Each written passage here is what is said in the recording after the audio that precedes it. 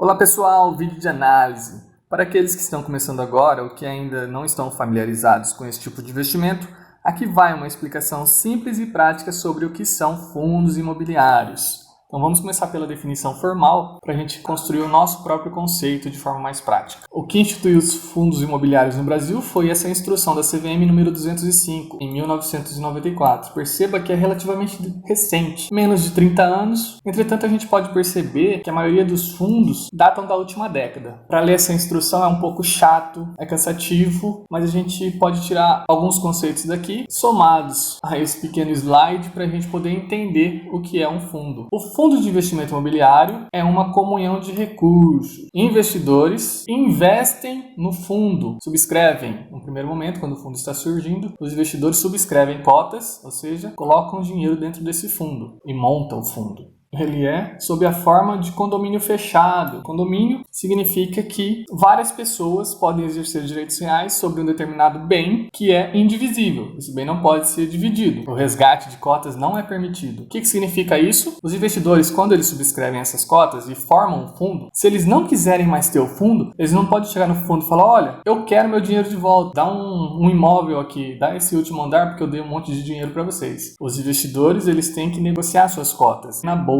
de valores. Um cotista vende a outro cotista. Então o fundo ele é constituído sob uma forma de condomínio fechado, onde suas cotas não podem ser resgatadas. Você não pode pegar o dinheiro de volta do fundo. Você tem que vender a outro terceiro agora, depois que você comprou. Esses recursos que são captados, eles são destinados à aplicação em empreendimentos imobiliários. O fundo tem que aplicar em empreendimentos imobiliários. Pode ser construir imóveis, adquirir imóveis prontos para alienação, venda, locação ou arrendamento. Depois que o fundo adquiriu o imóvel, ele vai gerar renda. E essa renda, qual que é o caminho dela? Vai remunerar o administrador e os investidores. Quem é esse administrador? Assim que subscrevemos as cotas, foi formado o fundo. Aí o fundo tem que comprar os imóveis. Mas são os investidores que vão escolher os imóveis? Não. Existe uma pessoa que vai fazer isso, uma pessoa especializada. E isso seria o administrador. Não uma pessoa, mas um grupo de pessoas, uma equipe, que são treinadas e especializadas em acompanhar o mercado, construir um portfólio muito bom de imóveis. Você não vai ter trabalho nenhum, você não vai precisar pesquisar inquilinos, pesquisar imóveis novos, fazer retrofit, manutenção de prédio, nada disso. Tudo isso quem faz é o administrador. E é ele que envia essas cartinhas que a gente analisou no primeiro vídeo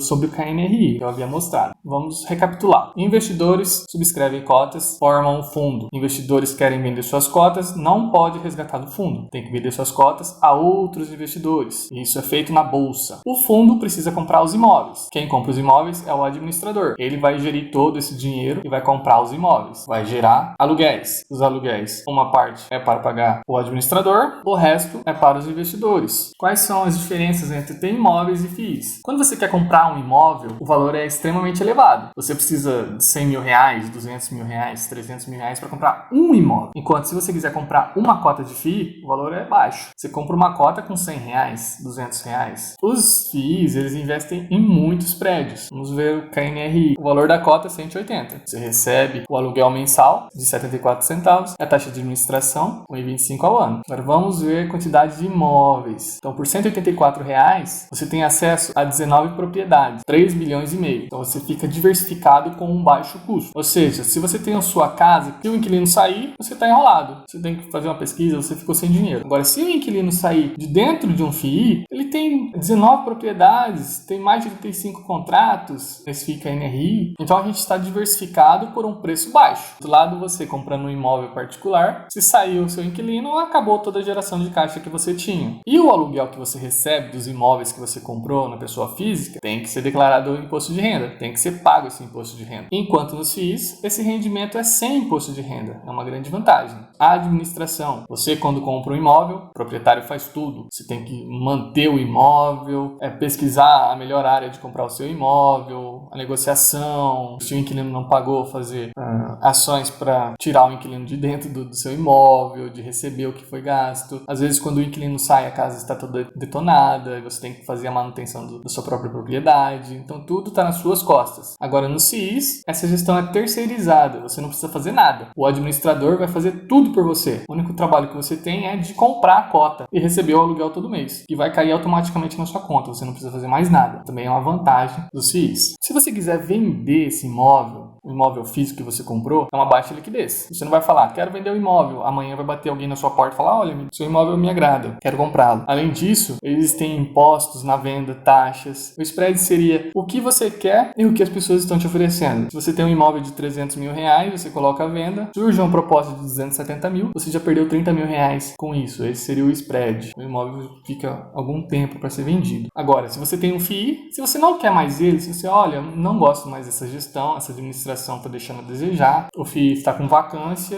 eu quero vender. Com apenas um clique na bolsa, você já vende a sua cota. Outra pessoa vai comprar nesse exato instante. Pelo seu computador, você não vai ter tempo, não vai ter nenhum trabalho. E se você vendeu e teve um ganho de capital, por exemplo, se você comprou uma cota a 100 reais e está vendendo ela por 200, esses 100 reais de lucro, você tem que pagar 20% de ganho de capital. Esse é o seu trabalho, pagar essa DARF. Os preços dos imóveis, eles são mais constantes. Eles sobem ou descem na onda, mas eles são mais constantes. Não é todo dia também que você vai sair perguntando, olha, meu imóvel hoje está valendo 100 mil. E amanhã? Está valendo 101 mil? E depois de amanhã? Está valendo 99 mil? Não é assim, então os preços são mais constantes. Agora, no caso dos FIIs, o preço oscila o tempo todo. E existem vários fatores. É pelo mercado, é pela vacância, é pela qualidade. Então você pode pagar numa cota hoje 100, amanhã está valendo 120, depois está valendo 95. Então os preços eles oscilam muito. Com isso eu quero dizer, na verdade eu não quero dizer que FIIs são melhores que imóveis. São investimentos diferentes e com perfil de acessibilidade diferente. Para comprar um imóvel você precisa de bastante dinheiro. Para comprar um FII você pode começar com pouco. E o que eu quero dizer é que você também não precisa vender os seus imóveis e investir em FII. Eu acho que todo mundo tem que ter um imóvel. Pelo menos quando chegar na velhice. Imagina você velhinho tendo que pagar aluguel e o proprietário do imóvel pede esse imóvel de volta ou subiu o aluguel excessivamente. Você tem outros gastos, principalmente com saúde. Então acho que todo mundo tem que comprar pelo menos um imóvel durante a vida, poupar para isso. Enquanto não consegue comprar esse imóvel, comece pelos FIIs. FII não é imóvel. Como eu já havia dito, FII é um fundo que investe em imóveis. E FII também não é renda fixa. Existem alguns educadores financeiros falando isso, mas isso não é verdade. Renda fixa, a gente sabe no exato instante em que comprou essa renda fixa, qual é a remuneração, qual é a taxa, qual é o prazo. No caso dos FIIs, não é desse jeito. Você pode comprar uma cota hoje por um valor, amanhã está outro valor. O rendimento também oscila. Pode ser que saiam inquilinos do prédio, tenha uma oscilação na quantidade de rendimento recebido. Então não é nada fixo, não é nada garantido. E renda fixa tem prazo determinado. Você vai receber o dinheiro que você investiu dentro de 1 ano, 2 anos, 5 anos, enquanto nos fundos imobiliários não tem prazo. O FII não pode ser comparado com renda fixa. E também não é ação. Embora seja uma renda variável, ela é totalmente diferente de ações.